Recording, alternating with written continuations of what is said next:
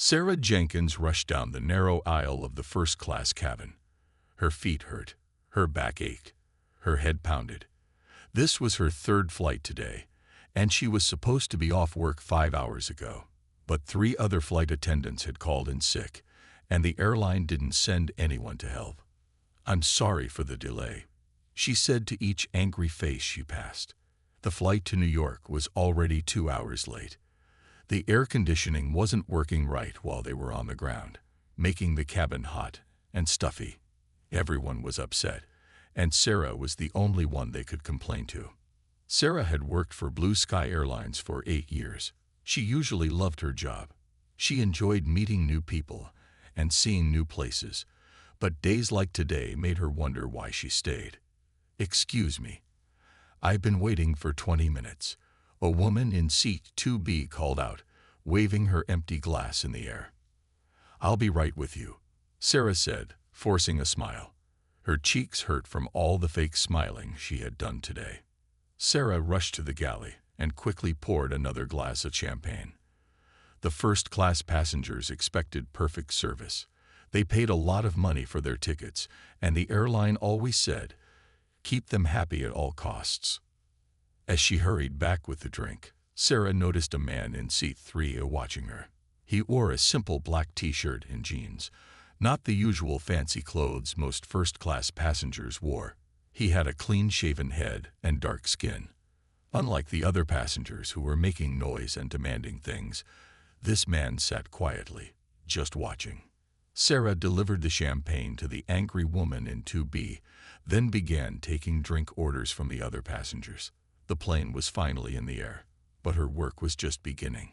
She had to serve drinks, then meals, then more drinks, all by herself.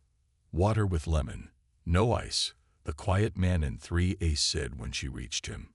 His voice was deep and calm. He didn't look up from his phone as he spoke. "Yes, sir. I'll bring that right away," Sarah replied.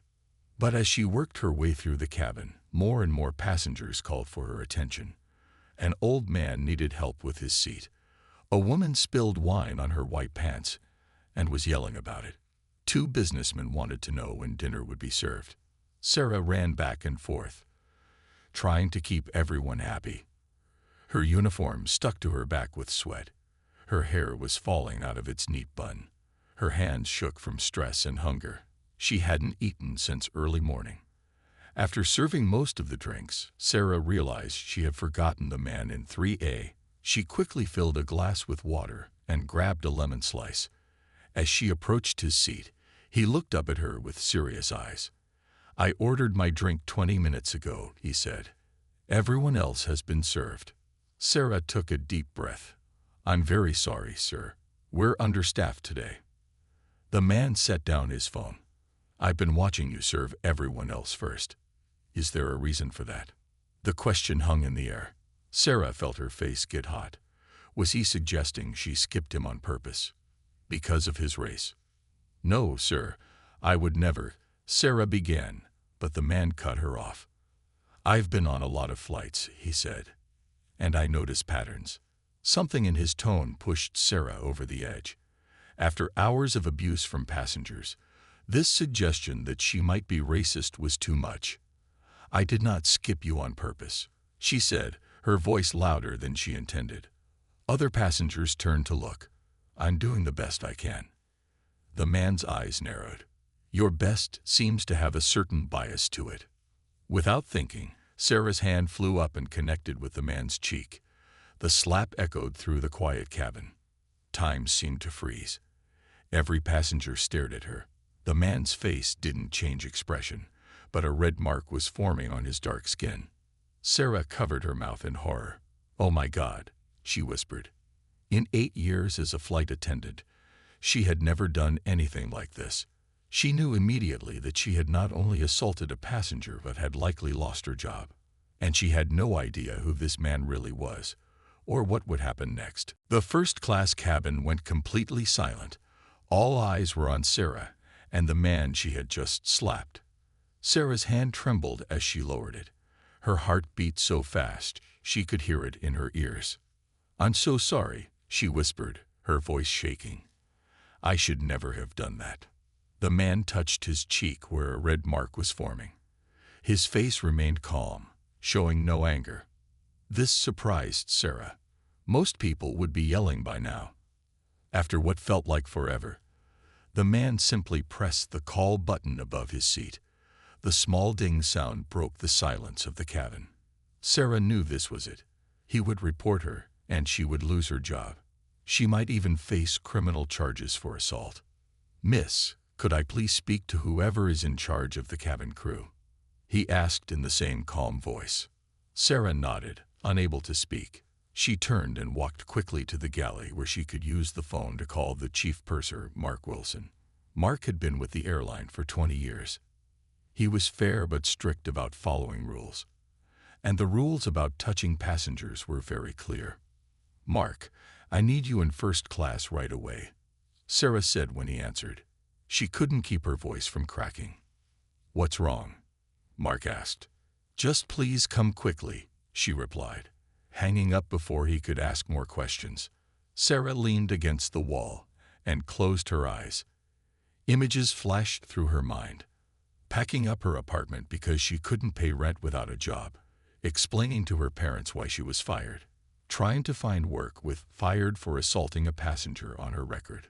Mark appeared 2 minutes later, looking worried. "What's going on, Sarah?" Before she could answer, the man from seat 3 stepped into the galley. He was taller than Sarah had realized, maybe 6'2", with broad shoulders. Despite his simple clothes, he carried himself with confidence. "Are you in charge?" he asked Mark. "Yes, sir. I'm Mark Wilson, the chief purser. How can I help you?" The man reached into his pocket and pulled out his wallet. He handed Mark a business card. Mark's eyes widened as he read it. "You're Devin Williams?" Mark asked in surprise. The man nodded. "Yes, but I'd appreciate if you kept that quiet." Sarah felt her legs go weak. Devin Williams was one of the richest men in America. He had started a tech company from his college dorm room 10 years ago, and now it was worth billions. His face had been on the cover of Time magazine last month, and she had slapped him. "Mr. Williams, I am so sorry about any problems you've experienced," Mark said quickly. "Whatever happened, I'm sure we can make it right." Devin Williams looked at Sarah. "Your flight attendant, and I had a misunderstanding." Sarah waited for him to tell Mark about the slap. Instead, he pulled out his phone and showed Mark something on the screen. "This is your flight manifest, correct?" Williams asked. Mark looked confused but nodded. "Yes, sir. It shows only one flight attendant assigned to first class today. That's against FAA regulations. There should be at least 2 for this size cabin." Mark shifted uncomfortably. "We've had some staffing issues today." "I can see that," Williams said. "I've also been watching this." He looked at Sarah's name tag. "Jenkins here. She hasn't taken a break in over 3 hours. She's been running nonstop between cabins." Sarah couldn't believe what she was hearing. Instead of reporting her, Devin Williams was pointing out problems with the airline. "Sir, about what happened?" Sarah began. Williams raised his hand to stop her. "What's your full name?" he asked. "Sarah Jenkins," she replied. Williams nodded and turned back to Mark. "I'd like to speak privately with both of you. Is there somewhere we can talk without being overheard?" "We can use the crew rest area," Mark suggested. "It's empty right now." As they walked toward the back of the plane, Sarah felt confused. What was Devin Williams planning to do? Was this some trick before he called the police, or did he have something else in mind? Whatever it was, Sarah knew her life was about to change in ways she couldn't imagine. The crew rest area was small but private. It had a table and 3 chairs. Mark closed the door behind them. Sarah's legs felt weak as she sat down. She couldn't look Devin Williams in the eye. "First, let me be clear," Williams said. "I'm not here to get anyone in trouble." Sarah looked up in surprise. "Ms. Jenkins, you slapped me," Williams continued. "That was wrong. But I understand why it happened." He took out his phone again and showed them a series of photos. They were pictures of Sarah rushing through the cabin, carrying heavy trays, dealing with angry passengers. Williams had been taking pictures of her working for the past 2 hours. "You've been pushed beyond what any person should handle," he said. "One person cannot safely serve a full first-class cabin, especially on a long flight like this." Mark shifted in his seat. "Mr. Williams, I understand your concern, but—" "I'm not finished." Williams cut him off. His voice was still calm, but there was steel in it now. "I flew with your airline last month too. Same problem. Too few staff. Tired workers. I wrote to customer service about it. Nothing changed." He turned to Sarah. "I upset you by suggesting you skipped me because of my race. That was unfair. You were just overwhelmed." Sarah felt tears form in her eyes. "I should never have slapped you, no matter what. I'm so sorry." Williams nodded. Apology accepted. "Now, Mr. Wilson, I have some questions for you." Mark straightened up. "Of course, sir. How often are your flight attendants working alone like this?" Mark hesitated. "More often lately. The company is trying to cut costs." "Even when it breaks safety rules?" Williams asked. "We're told to make do," Mark admitted. Williams pulled out another business card and handed it to Mark. "I want you to call this number. It goes directly to James Peterson, your airline's CEO." Mark's mouth fell open. "You know Mr. Peterson." "I own 15% of this airline," Williams said simply. "I'm on the board of directors." Sarah gasped. Now she understood why he had been taking photos and asking questions. He wasn't just a passenger. He was one of the owners. "But you're flying like a regular passenger," Sarah said. Williams smiled for the first time. "I like to see how things really work, not just what gets reported in meetings." He pulled out his own phone and dialed a number. After a moment, he spoke. "James, it's Devin Williams. Yes, I'm on flight 372 to New York right now." He paused. "No, the in-flight service is not what we discussed last quarter." Sarah and Mark exchanged nervous glances as Williams described what he had seen. "I'll be sending you photos. I expect immediate changes," Williams continued. "And there's a flight attendant named Sarah Jenkins who has been doing the work of 3 people today. Yes, write that name down." Sarah felt her heart drop. Was he having her name recorded to make sure she was fired? "I want her taken care of," Williams said into the phone. "This situation is not her fault." After a few more minutes, Williams hung up. He looked at Sarah. "Mr. Peterson would like to speak with you when we land. Don't worry. It's not about the slap." "What's it about?" Sarah asked, still nervous. "About how to fix this airline," Williams replied. "I've been looking for someone who understands what's really happening on these flights, someone who cares enough to get upset when things are wrong." Sarah couldn't believe what she was hearing. "But I hit you." "Sometimes the most honest reactions come when we're pushed too far," Williams said. "I needed to see the truth about how this airline is run. Now I have." Mark's phone rang. He answered it, and his face went pale. "Yes, Mr. Peterson." "Yes, sir." "Right away, sir." He hung up and looked at Williams with new respect. "They're sending 3 more flight attendants to meet us at our next stop. And Mr. Peterson wants a full report on our staffing issues." Williams nodded. "That's a start." He turned to Sarah. "Are you ready to help make bigger changes?" Sarah didn't know what to say. 2 minutes ago, she thought her career was over. Now, somehow, it seemed like it was just beginning. When the plane landed in New York, Sarah was surprised to see 3 people waiting at the gate. They wore the dark blue uniforms of Blue Sky Airlines management. Their faces looked serious. "That's Barbara Chen, the head of flight operations," Mark whispered to Sarah as they stepped off the plane. "And that's Michael Rodriguez, the head of human resources." Sarah's hands began to shake again. Even with Devin Williams' support, seeing top company officials waiting made her nervous. The third person was a tall woman in an expensive suit whom Sarah didn't recognize. As passengers filed past, Devin Williams joined Sarah and Mark. He nodded politely to the three waiting executives. Barbara, Michael, Diane. Thank you for coming on short notice. The tall woman, Diane, stepped forward. Mr. Williams, we came as soon as we got Mr. Peterson's call. We understand there's a serious situation that needs addressing. Williams gestured to Sarah. This is Sarah Jenkins, the flight attendant I mentioned. Diane looked at Sarah with cold eyes. Ms. Jenkins, I'm Diane Foster, the airline's chief legal officer. We need to discuss what happened on this flight. Sarah felt her stomach drop. The company's top lawyer was here. This couldn't be good. If you're thinking about any legal action against Ms. Jenkins, you can stop right there, Williams said firmly. The issue today is not about one employee. It's about how this airline treats all its workers. Barbara Chen, the operations head, spoke up. Mr. Williams, we understand your concerns about staffing.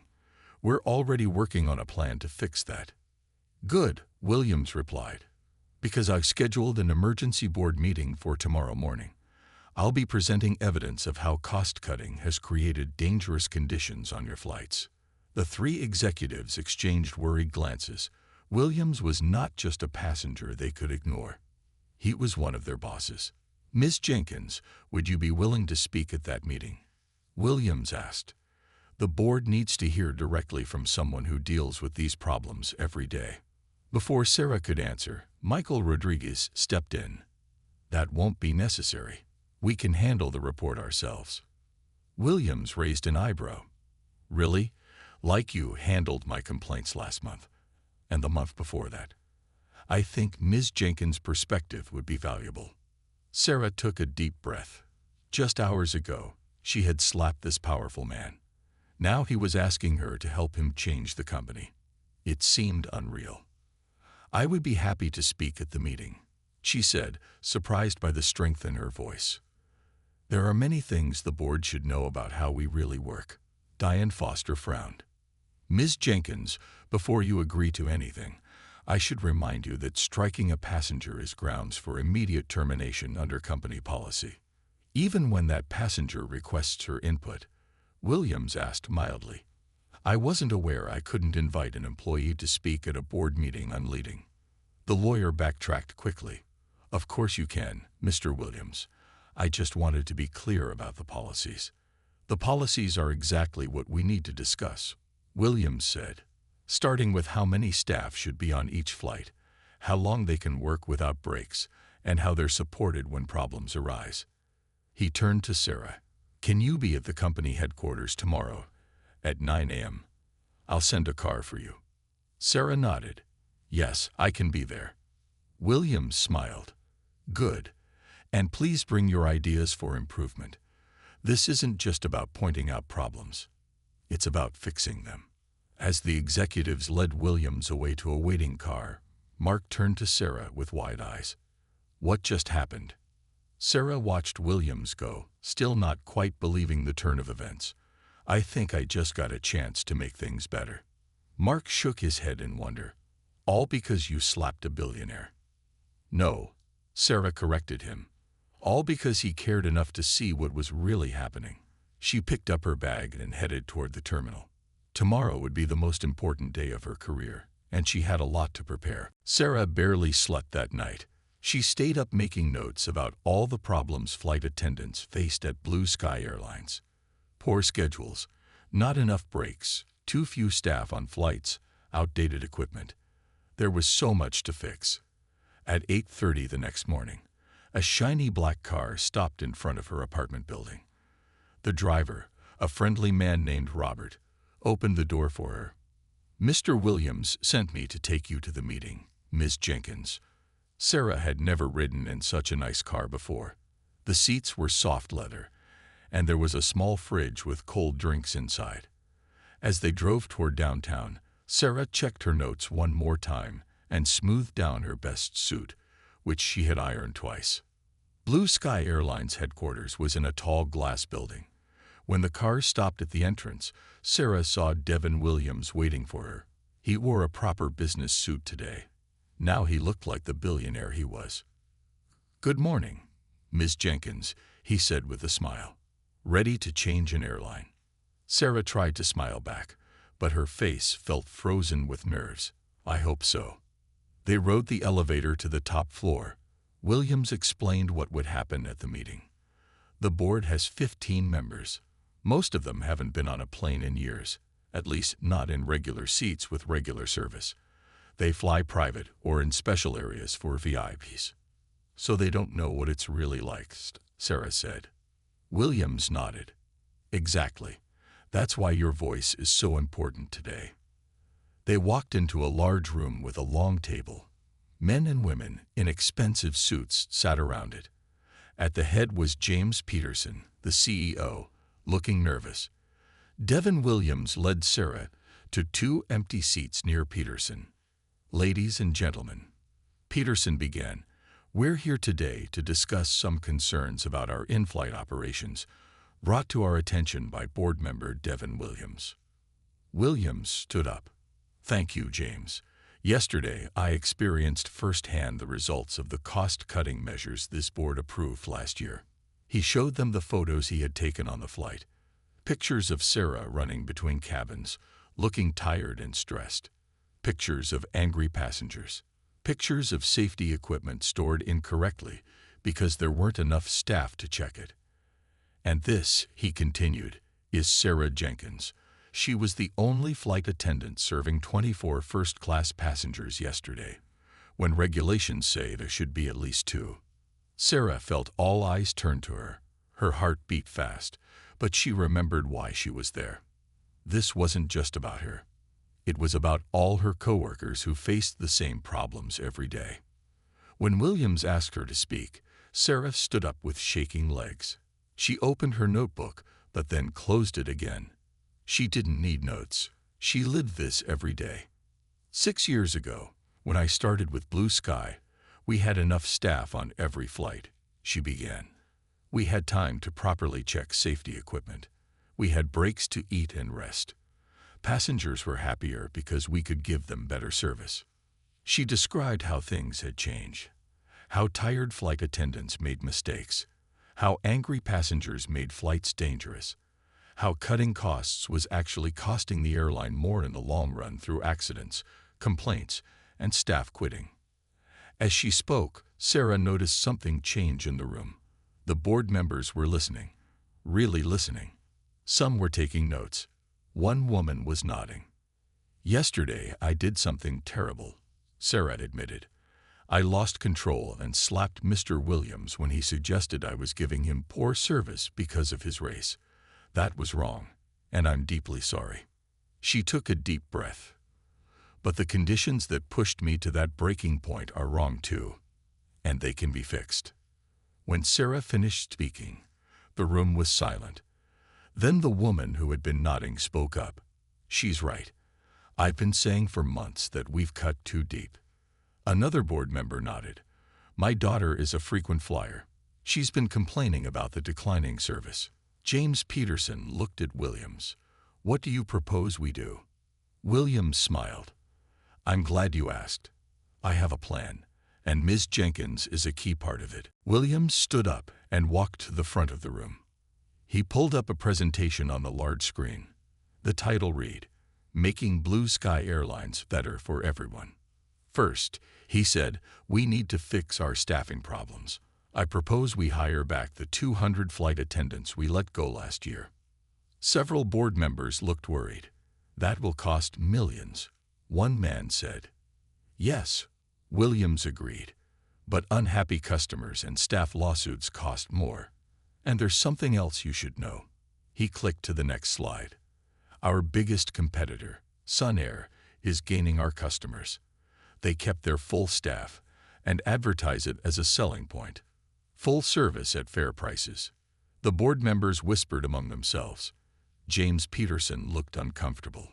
Second, Williams continued, we need someone to make sure these changes really happen. Someone who understands the real problems flight attendants face. He turned to Sarah. That's why I'm proposing we create a new position, Director of Cabin Crew Experience. And I recommend Sarah Jenkins for the job. Sarah's mouth fell open. She couldn't believe what she was hearing. Mr. Williams, Diane Foster, the lawyer, cut in. With all due respect, Ms. Jenkins has no management experience. And there's still the matter of her striking a passenger, you, which is a serious violation. Williams smiled. Actually, I'm dropping any complaint about that. As for experience, Ms. Jenkins has 8 years of frontline experience. She knows what works and what doesn't. Sometimes the best leaders come from unexpected places. An older board member with gray hair spoke up. I like this idea. I started as a baggage handler 40 years ago. Now I own 3 companies. Give people a chance, and they can surprise you. After more discussion, the board voted. 10 members voted yes to Williams' plan. 5 voted no. The plan would go forward. Congratulations, Ms. Jenkins, James Peterson said, not looking entirely happy. It seems you'll be joining our management team. Sarah could hardly speak. Thank you for this opportunity. I won't let you down. After the meeting, Williams walked with Sarah to the elevator. The real work starts now, he said. Some of these people will try to block you. They don't like change. Why did you do this for me? Sarah asked. I hit you. Most people would have pressed charges. Williams was quiet for a moment. When I started my first company, I was the only black person in every meeting. People assumed I was the delivery guy or the janitor, not the boss. He looked at Sarah. I know what it's like to be pushed to your limits, to have people judge you unfairly. But that's different, Sarah said. What happened to you was because of racism. What happened to me was just bad working conditions. Both are about power, Williams replied. About some people thinking they matter more than others. I saw how hard you worked on that flight. How much you cared, even when the system was set up against you. That's the kind of person who should be making decisions. The elevator doors opened on the ground floor.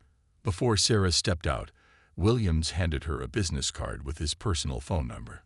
Your first day is Monday. Call me if you run into any problems. And Sarah? She looked up. Yes. Don't be afraid to make big changes. That's why you're here. As Sarah walked out of the building into the bright sunshine, she felt like she was in a dream. Yesterday, she had been a tired, overworked flight attendant who made a terrible mistake. Today, she was about to become a director at one of the country's largest airlines. Her phone buzzed with a text message. It was from Mark, the chief purser. Is it true? Are you really going to be our new boss? Sarah smiled as she texted back. Not your boss.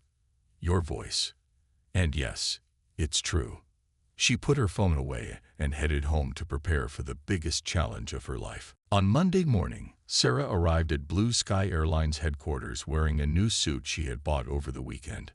A security guard gave her an ID badge that said Director under her name. It felt strange to see that word next to her picture. 9th floor, Ms. Jenkins, the guard said with a smile. They're waiting for you. When the elevator doors opened on the 9th floor, Sarah saw a large open office with people working at desks. A young man hurried over to her. Ms. Jenkins, I'm Alex, your assistant, he said. Let me show you to your office. Sarah had never had an assistant before. She followed Alex past rows of desks to a glass-walled office with her name on the door. Inside was a large desk, comfortable chairs, and a view of the city. This is mine, Sarah asked in surprise. Yes, Mom, Alex replied. Mr. Williams made sure you got a proper office. Your team is waiting in the conference room whenever you're ready. My team, Sarah repeated. This was all happening so fast. Alex nodded. 5 people who will help you improve flight attendant working conditions. They're all former flight attendants, too. Sarah took a deep breath and put her bag down on the desk. I'm ready to meet them now. The conference room was down the hall. 5 people stood up when Sarah entered, 3 women and 2 men. They all looked nervous. Good morning, Sarah said. I'm Sarah Jenkins. A woman with short gray hair stepped forward. I'm Maria Gonzalez. I was a flight attendant for 22 years before I hurt my back. "We're all very curious about how you got this position." The others nodded. One man added, "We heard you slapped Devin Williams. Is that true?" Sarah felt her face grow hot. "Yes, it's true. It was wrong, and I'm not proud of it. But it led to something important." She told them the whole story, how overworked she was, how Williams noticed the problems, and how he turned a bad situation into a chance for change. When she finished, the room was quiet. Then Maria spoke again. "For years, we've tried to tell management about these problems. They never listened. Maybe they needed a wake-up call." "That's why we're here," Sarah said. "To make them listen. To fix things." She walked to the whiteboard and picked up a marker. "Let's start by listing all the problems flight attendants face." For the next 2 hours, the team filled the whiteboard with issues. Too few staff per flight, not enough rest time between flights, broken equipment, poor communication, outdated training. "This is a lot," Sarah said, looking at the full board. "But we can fix it step by step." Just then, there was a knock at the door. James Peterson, the CEO, walked in with Diane Foster, the lawyer. "I see you're getting started," Peterson said, looking at the whiteboard with a frown. "But before you make big plans, we need to talk about budget limits." Sarah felt her confidence waver. Of course they would try to limit what she could do. "Actually," came a voice from behind them, "I believe the board approved the full budget for these improvements." Devin Williams walked into the room, smiling. "I just wanted to check how Ms. Jenkins' first day was going." Peterson's smile looked forced. "Mr. Williams, we were just discussing practical considerations." "The practical consideration," Williams said firmly, "is that happy employees mean happy customers, and happy customers mean more profit." He turned to Sarah. "Don't let anyone water down your plans, Ms. Jenkins. You have the board's full support." After Peterson and Foster left, looking unhappy, Williams turned to Sarah's team. "You all have a unique opportunity here. This is the first time this airline has had real flight attendants making decisions about flight attendant working conditions. Make it count." As Williams left, Maria looked at Sarah with new respect. "I think we're going to need a bigger whiteboard." Sarah smiled. For the first time, she really believed they could make things better. "Let's get to work," she said. "We have a lot to do." 3 months passed. Sarah worked harder than she ever had before. Her team created new schedules that gave flight attendants proper rest time. They fixed the broken reporting system so staff could easily tell management about problems. They hired back many of the laid-off workers. Things were getting better, but not everyone was happy about it. One morning, Sarah arrived at her office to find Alex looking worried. "What's wrong?" she asked. "There's a meeting in the main conference room," Alex said. "Mr. Peterson called it, but he didn't invite you." Sarah frowned. "Who is there?" "Most of the board members, but not Mr. Williams. He's away on a business trip to Japan this week." Sarah understood immediately. With Williams gone, Peterson was making his move. He had never liked the changes Sarah was making. They cost money, and Peterson cared most about saving money. "Thank you for telling me, Alex," Sarah said. She straightened her jacket and headed for the conference room. When she walked in, the room went quiet. Peterson was standing at the front with a presentation titled "Cost-Cutting Measures."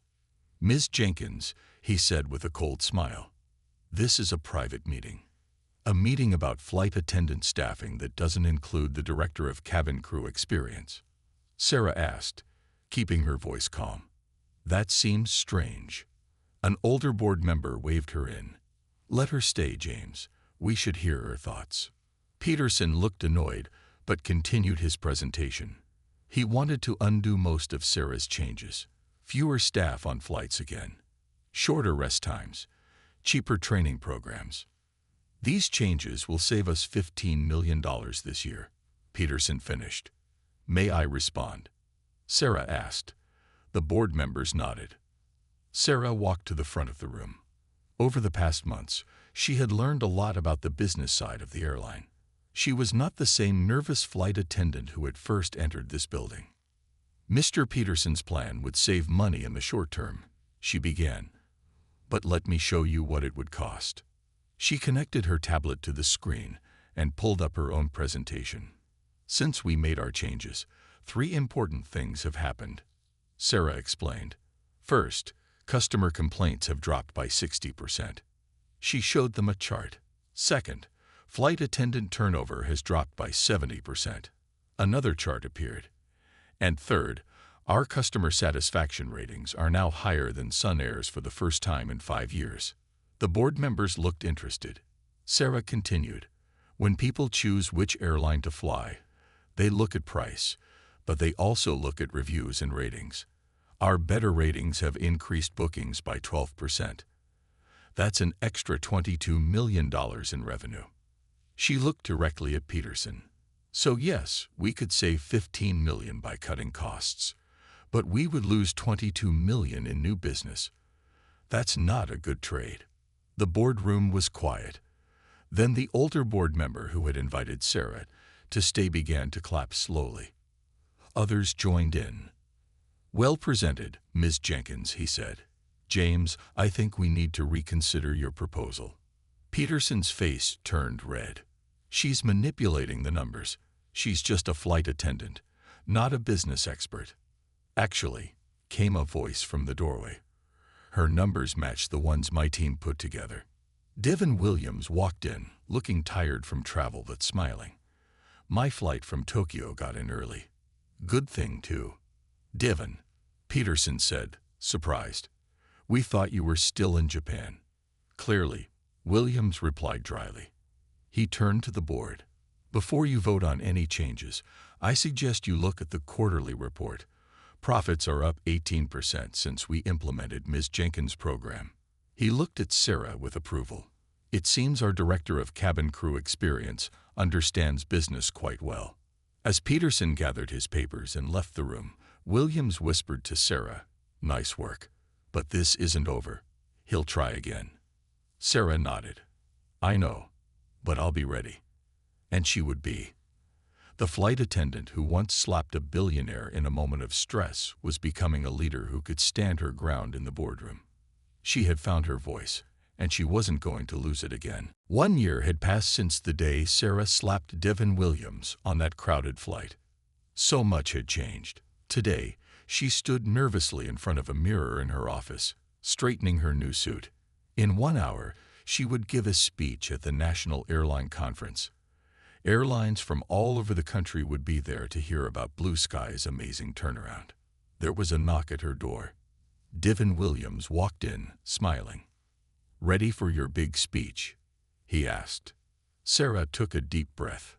I think so. But speaking to 1,000 people is very different from talking to our board. You'll do great, Williams assured her. Just tell your story. It's powerful. So much had happened in the past year. After Sarah's victory in the boardroom against Peterson, things had moved quickly. Her program for flight attendants had expanded to include all airline staff. Happy workers led to happy passengers, which led to more business. Blue Sky Airlines was now rated the best airline in the country for customer service. Peterson had resigned 3 months ago. The board had asked Williams to become the new CEO, but he surprised everyone by recommending Sarah instead. Are you sure I'm ready? Sarah had asked him when he told her his plan. You're more than ready, Williams had replied. You understand both the workers and the business. That's rare. Now Sarah was the youngest chief operating officer in the company's history. She wasn't CEO yet. That would come with more experience. But she ran the day-to-day operations of the entire airline. I have something for you, Williams said, handing her a small box. Inside was a pin in the shape of an airplane with the words, Blue Sky Airlines in gold. This is the pin they gave me when I joined the board, Williams explained. I thought you should have it for your speech today. Sarah pinned it to her jacket. Thank you. Not just for this, but for everything. Most people would have pressed charges if someone slapped them. Williams laughed. Most people wouldn't have turned a slap into a company-wide revolution. You did that. They walked together to the conference center next door to the hotel. The room was packed with airline executives from across the country. Sarah saw her team sitting in the front row. Maria gave her a thumbs up. As the conference host introduced her, Sarah thought about her journey. From an overworked flight attendant to a company leader in just 1 year. It seemed impossible, yet here she was. Ladies and gentlemen, please welcome Sarah Jenkins, Chief Operating Officer of Blue Sky Airlines, to tell us about their remarkable staff satisfaction program. The crowd applauded as Sarah walked onto the stage. She looked at her prepared speech, then set it aside. Instead, she would speak from the heart. 1 year ago, I slapped a passenger, she began. The room went completely quiet. That passenger was Devin Williams, a billionaire and board member of our airline. Sarah told the whole story, the understaffing, the exhaustion, the mistakes she made, and the surprising turn of events that followed. She explained how treating workers better had saved money in the long run, how listening to employees who did the actual work led to better solutions than decisions made only in boardrooms. The most important lesson I learned, Sarah finished, is that real change can start with one moment, one mistake, one person who sees a problem and decides to fix it. When she finished speaking, the audience rose to their feet, applauding loudly. Several executives were already writing notes. Sarah saw Williams at the back of the room, clapping and smiling proudly. That evening at the conference dinner, 5 different airlines asked Sarah to consult with them on creating similar programs. Business cards piled up on her table. Everyone wanted to learn from Blue Sky's success. As Sarah looked around at her team celebrating, she thought about how differently things could have turned out. One bad day, one terrible mistake could have ended her career. Instead, it had opened a door to something bigger than she had ever imagined. Sometimes, Sarah realized, our worst moments can lead to our greatest opportunities. All it takes is someone willing to see beyond the mistake to the person behind it. And for that, she would always be grateful to the billionaire she had slapped.